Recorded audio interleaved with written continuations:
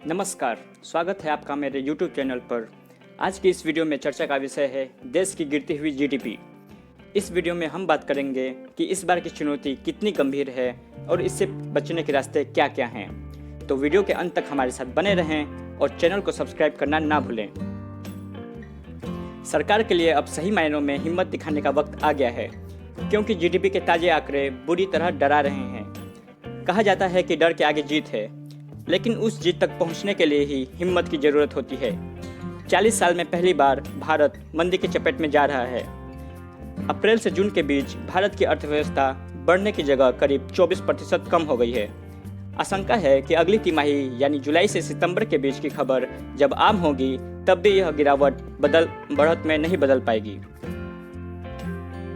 यानी 40 साल में पहली बार भारत आर्थिक मंदी की चपेट में जा चुका होगा, वह भी ऐसे समय पर जब भारत विश्व गुरु बनने की तैयारी कर रहा था।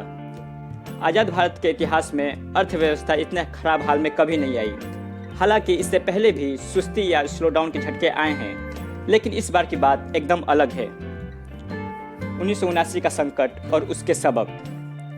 इससे पहले भी जब देश आर्थिक संकट में फंसा तो उसके दो ही कारण थे, या तो बारिश न होना यानी मानसून कमजोर पड़ना या फेल हो जाना, या दूसरा अंतर्राष्ट्रीय बाजार में कच्चे तेलों के दामों में उछाल आना।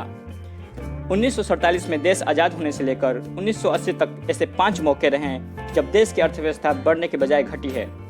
इनमें सबसे गंभीर झटका वित्त वर्ष 1979-80 में लगा था, जब देश की जीडीपी 5.2% गिरी थी।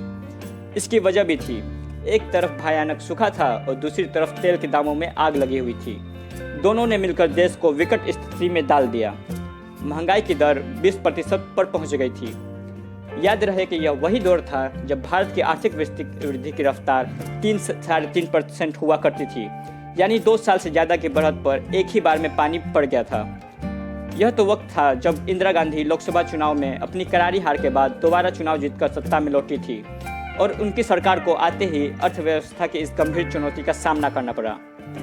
खेती और उससे जुड़े काम धंधों यानी फार्म सेक्टर में 10% की गिरावट, आसमान छूते तेल के दाम और आयात के मुकाबले निर्यात कम होने से लगातार बढ़ता दबाव। इमरजेंसी के बाद पहली बार सत्ता में लौटी इंदिरा गांधी की सरकार को ये मुसीबतें उपहार में मिली थी।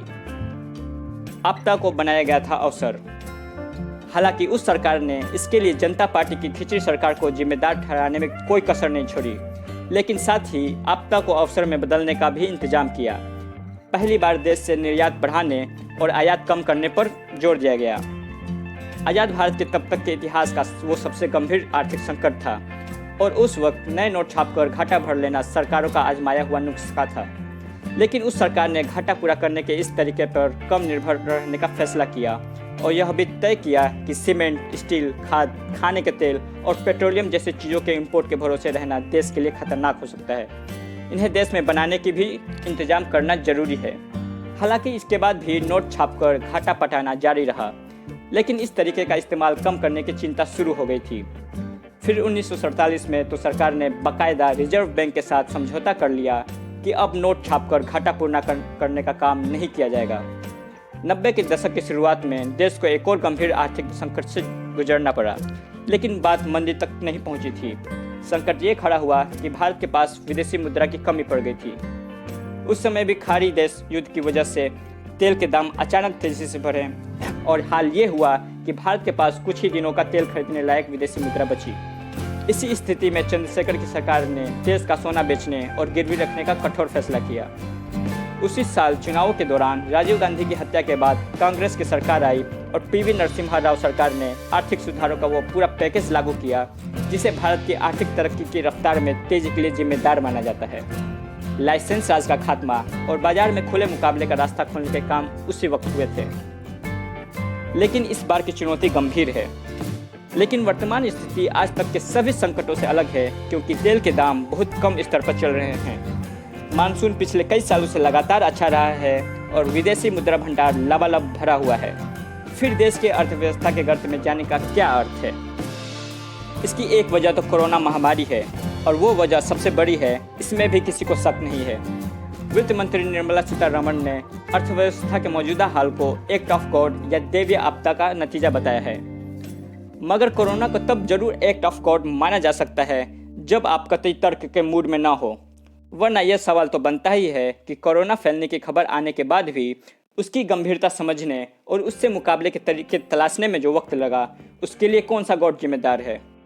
और अगर आप कोरोना के संकट और उससे पैदा हुई सारी समस्याओं को ईश्वर का प्रकोप मान भी लें, तो इस बात का क्या जवाब है कि कोरोना का असर आने से पहले भी इस मुल्क की यानी सरकार की माली हालत बहुत अच्छी नहीं थी। पूर्व वित्त मंत्री चिदंबरम और बीजेपी सांसद सुब्रमण्यम स्वामी इस मामले पर करीब करीब एक साथ खड़े हैं। स्वामी ने तो एक टफ कोर्ट पर सीधा सवाल पूछा, क्या जीडीपी ग्रोथ रेट 2015 के 8% से लेकर इस साल जनवरी में 3.1% तक पहुंच जाना भी एक टफ गॉड ही था। अब आगे क्या है रास्ते? साफ है कि संकट गहरा है। अर्थव्यवस्था पहले ही मुसीबत में थी और कोरोना ने उसे पूरी तरफ बिठा दिया है। सरकार क्या करेगी यह तो आगे दिखेगा, लेकिन इतना साफ दिखने लगा है कि अभी तक जितने भी राहत या स्टिमुलस पैकेज आए हैं उनका कोई बड़ा फायदा नजर नहीं आ रहा है।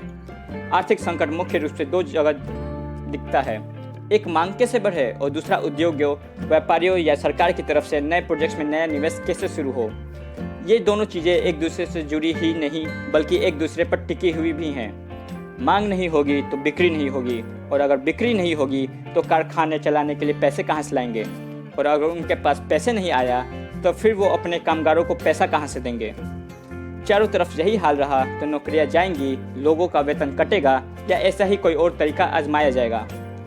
ऐसे में सरकार के पास बहुत से रास्ते तो नहीं हैं, लेकिन एक रास्ता जो कई विशेषज्ञ सुझा चुके हैं वो यह है कि सरकार को कुछ समय सरकारी घाटे की फिक्र छोड़कर नोट छपवाने चाहिए और उन्हें लोगों की जेब तक पहुंचाने का इस्तेमाल करना भी जरूरी होगा। तभी इकॉनमी में नई जान फूंकी जा सकेगी। एक बार अर्थव्यवस्था चल पड़ी तो फिर ये नोट भी वापस हो सकते हैं। तो इस वीडियो में बस इतना ही। अंत तक देखने के लिए तहे दिल से शुक्रिया, और वीडियो पसंद आई हो तो लाइक और शेयर करना न भूलें। धन्यवाद।